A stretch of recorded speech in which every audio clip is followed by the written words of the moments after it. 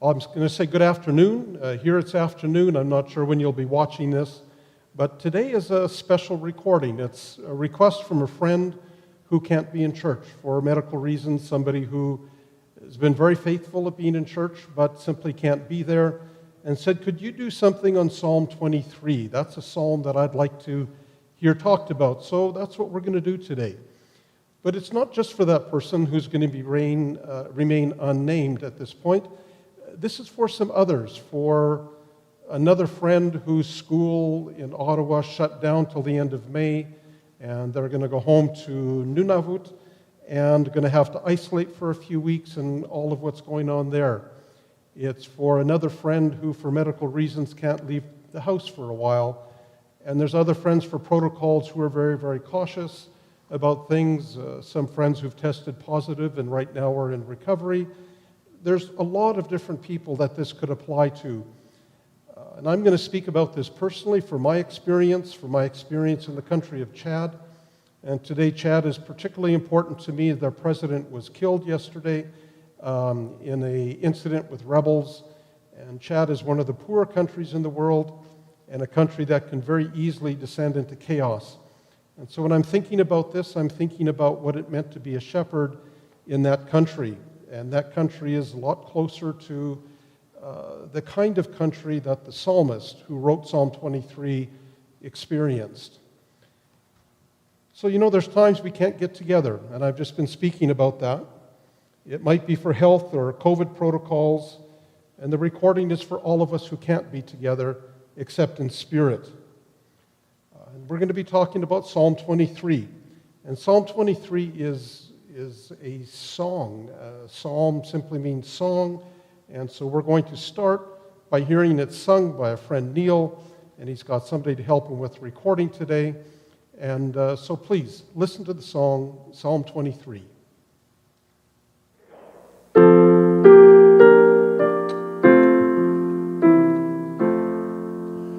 The Lord's my shepherd, I'll not want.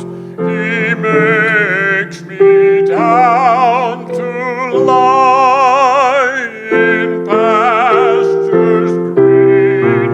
He leadeth me the quiet waters by.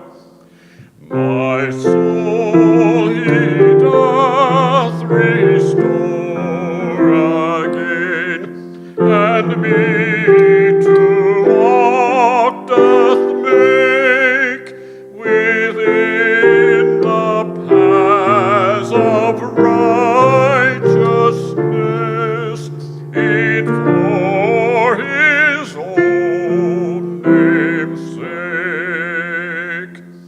Yea, though I walk through this dark vale, yet shall I fear no ill, for thou art with me, and thy rod and staff me comfort still.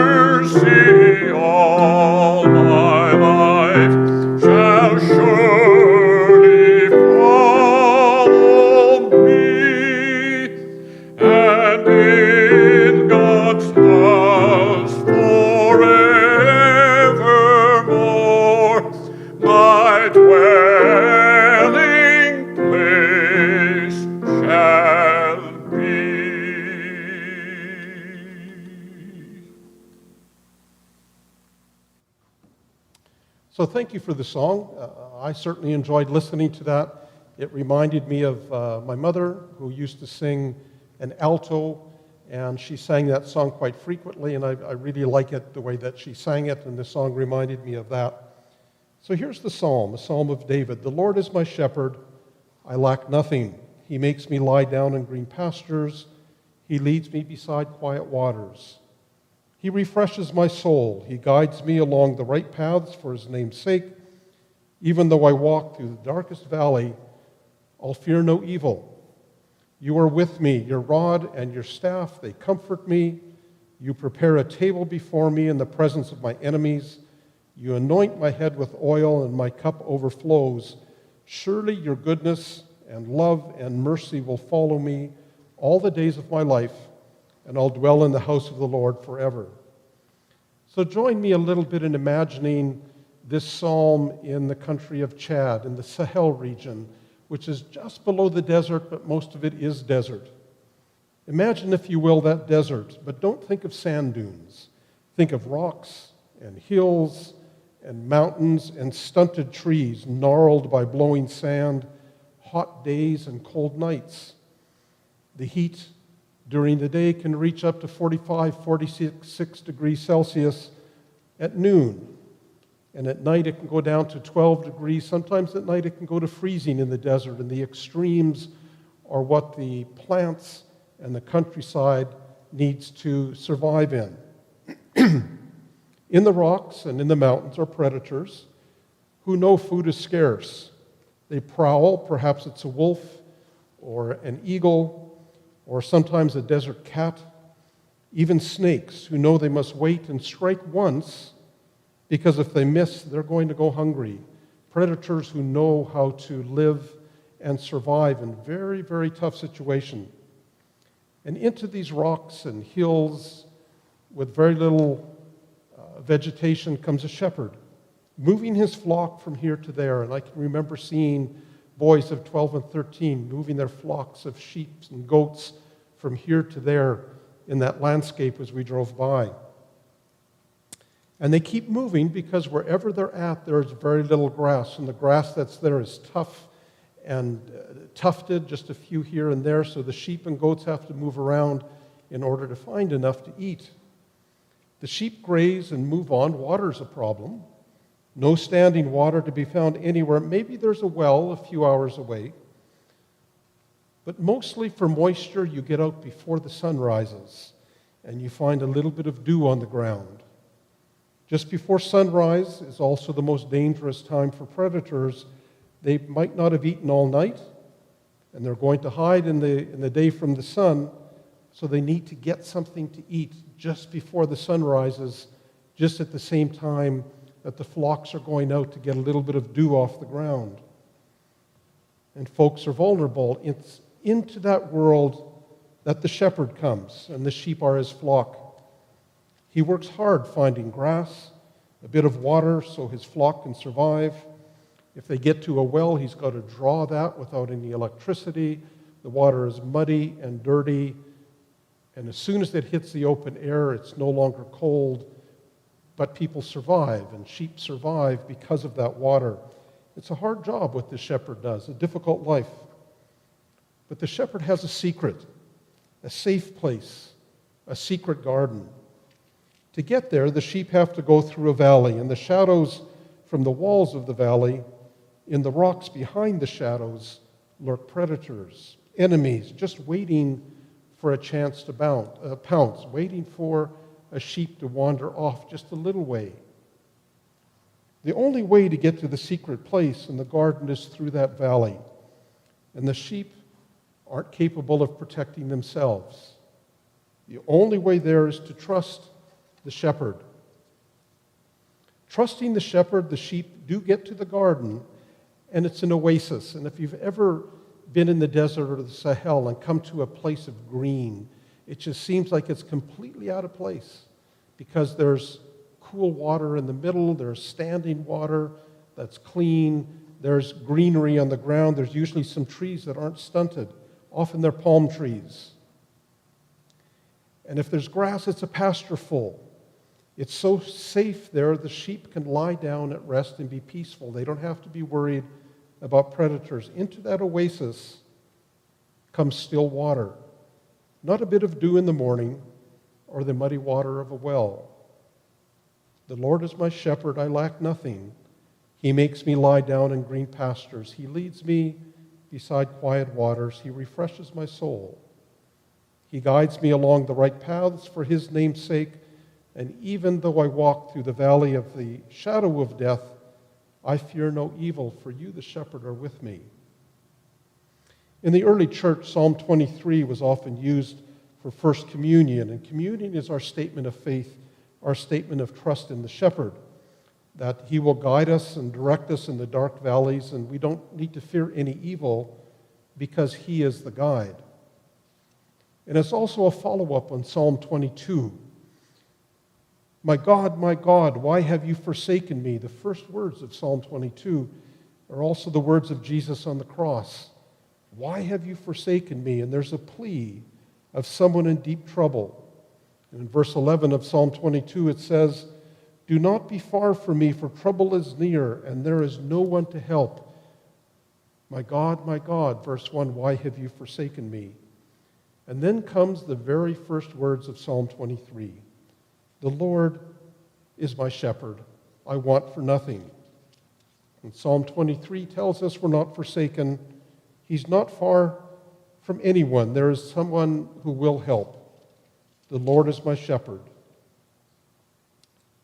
He will protect me. The question is how? And consider the next few verses of Psalm 23. Your rod and your staff, they comfort me. You prepare a table before me in the presence of mine enemies.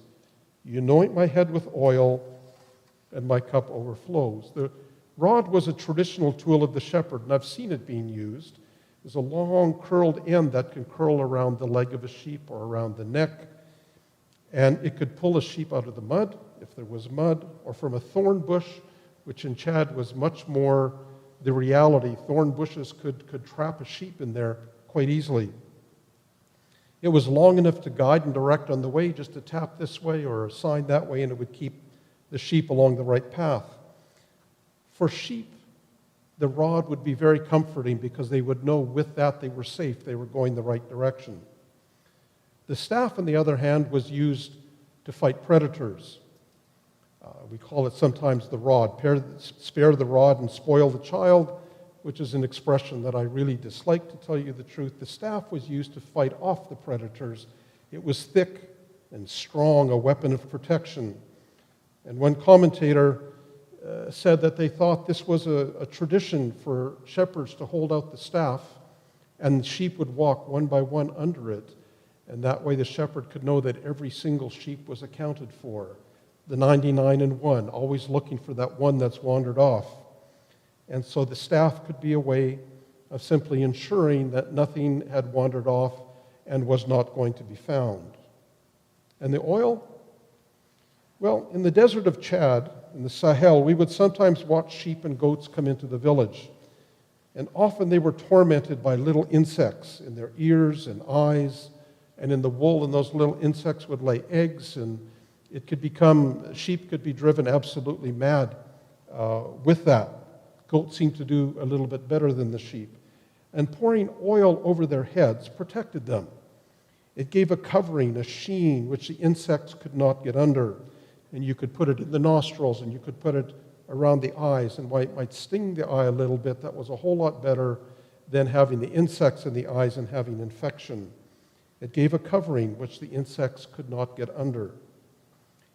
It made for pretty slippery sheep heads, and sometimes that oil would smell a little rancid. But you know what? The sheep were at least happy. They were protected.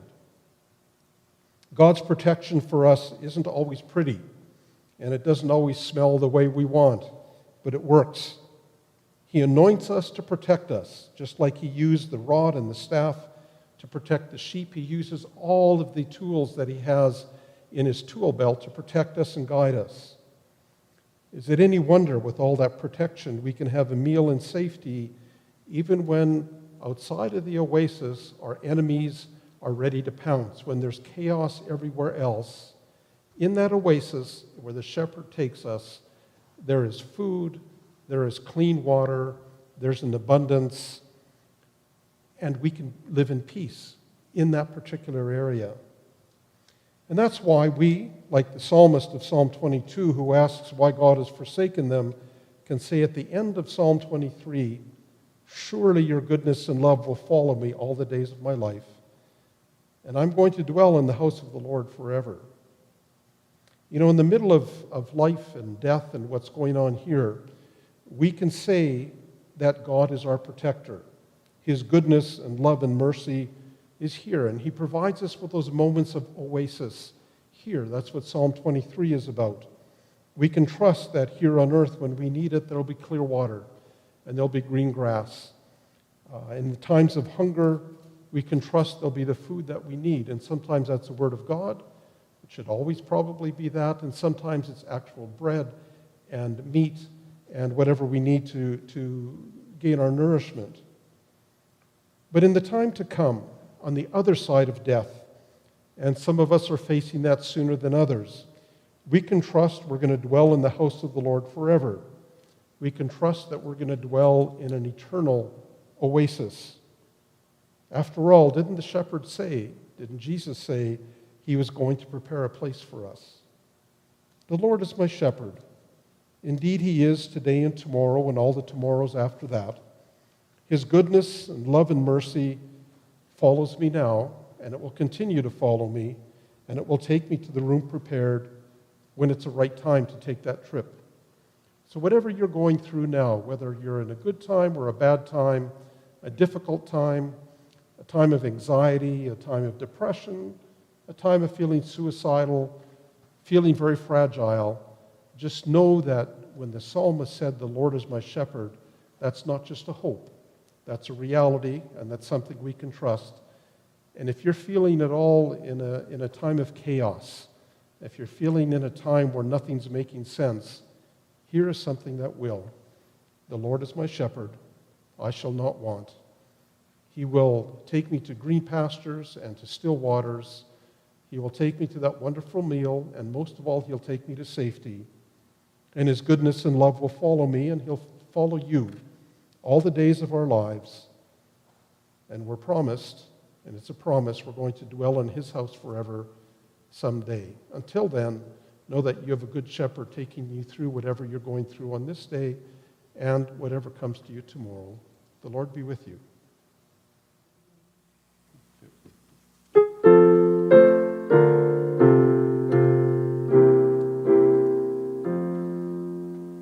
The King of love, my shepherd is, whose goodness faileth never. I nothing lack when I am his, and he is mine forever. Where streams of living waters flow, my ransomed soul he leadeth, and where the verdant pastures grow, with food celestial feedeth. Perverse and foolish, oft I strayed, but yet in love he sought me, and on his shoulder gently laid, and home rejoicing brought me. And so through all the length of days, thy goodness faileth never. Good shepherd, may I sing thy praise within thy house forever. Good shepherd, may I sing thy praise within thy house